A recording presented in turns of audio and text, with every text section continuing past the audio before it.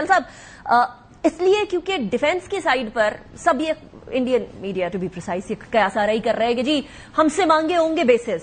It doesn't make any sense. मैं map पे देख रही थी, उनके पास ऑलरेडी इतने बेसिस हैं, उनको पाकिस्तान के बेसिस की जरूरत नहीं है. और प्लस पाकिस्तान ने बड़ा कैटेगोरिकली ईरान के साथ खड़े होने की बात कर दी है. इसराइल को हम रिकग्नाइज नहीं करते, हमारे पासपोर्ट्स के अंदर इसराइल को ना रिकग्नाइज करने के वेरी क्लियर लाइन लिखी हुई है. सो कंसिडरिंग दैट, किसी तरीके से डिफेंस साइड पे कोऑपरेशन ईरान इसराइल के मैटर में पाकिस्तान से की पॉसिबिलिटी भी है, और पाकिस्तान क्या किरदार अदा कर सकता है इस एस्केलेशन को डी एस्केलेट करने में at this point in time, जहां हमें डी एस्केलेशन तो नजर नहीं आ रही है. एस्केलेशन लैडर के अंदर एक के बाद एक मुल्क ऊपर जाई जा रहा है, ईरान और Israel. Ji Anika, thank you very much for the invite, और मेरा प्रेसिडेंट साहब को बहुत सलाम.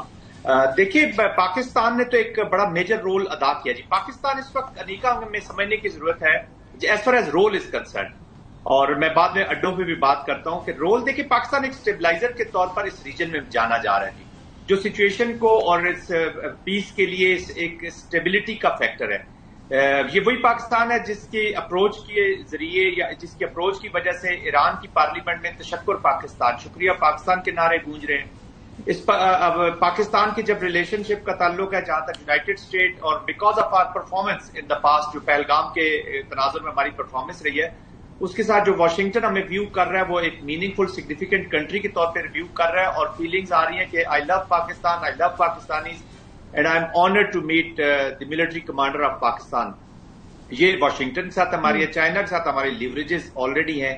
अब तीनों जो बड़ी कंट्रीज हैं, रशिया, चाइना और अमेरिका, उनके इंटरेस्ट भी ज्यादातर देखा जाए तो स्टेबिलिटी के साथ यहां पर लगे हुए हैं जी, न कि फ्रिक्शन और वॉर में.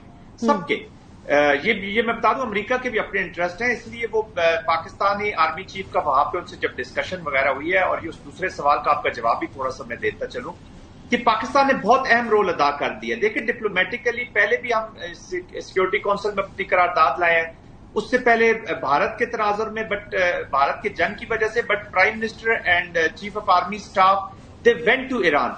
तो ईरान के साथ जो हमारा स्टांस, पास्ट में कुछ इश्यूज रहे जरूर होंगे, लेकिन इस वक्त हम उसको सपोर्ट कर रहे हैं, उसके साथ हमारा एंगेजमेंट है, और उसके साथ हमने क्लियर स्टैंड ले ली है. राइट.